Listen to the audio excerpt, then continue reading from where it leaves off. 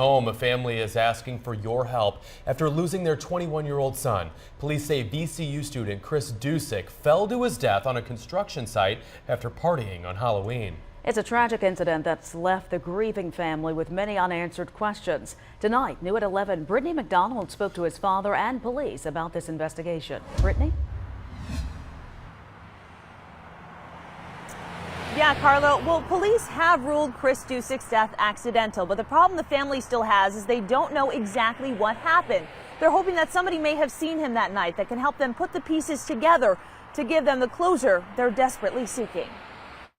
This is the kind of thing that will just pretty much shake you to your core. Paul Dusick recounts the horrifying moment when police showed up at his door the morning after Halloween to break the news to him and his wife that their son, Chris, was dead. I don't even know how to begin to describe the horror we went through. The 21-year-old was on the verge of greatness. Chris was a mechanical and nuclear engineering major with a 3.87 grade point average, set to graduate from VCU next year. He was waiting to learn if he'd be accepted into Air Force officer training school, and beyond that, had dreams of becoming an astronaut. You know, it's entirely possible this kid really is the golden child. Dusick will never know exactly what his son would go on to do. All he wants to know now is what happened to him that fateful night. We just have a time gap that we don't know what happened, and we're just trying to get that information. Dusick says Chris was with his fraternity on Halloween, going from 2 birthday parties to off the hookah on Virginia Street downtown. At around 12:30 a.m., Dusick says the friends his son came with left,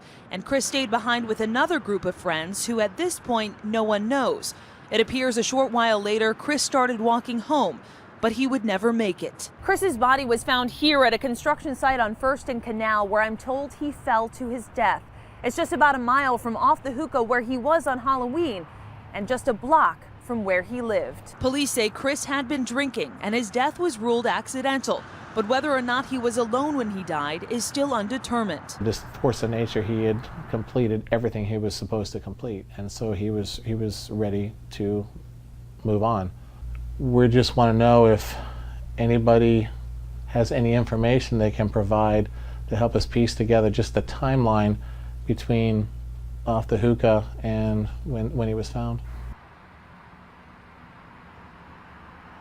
And if you do have any information, you can call police at 780-1000.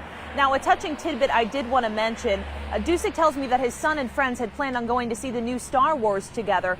Those friends still plan on buying Chris a ticket and leaving that seat in the theater empty as a way to honor him. On your side in Richmond tonight, Britni McDonald, NBC 12.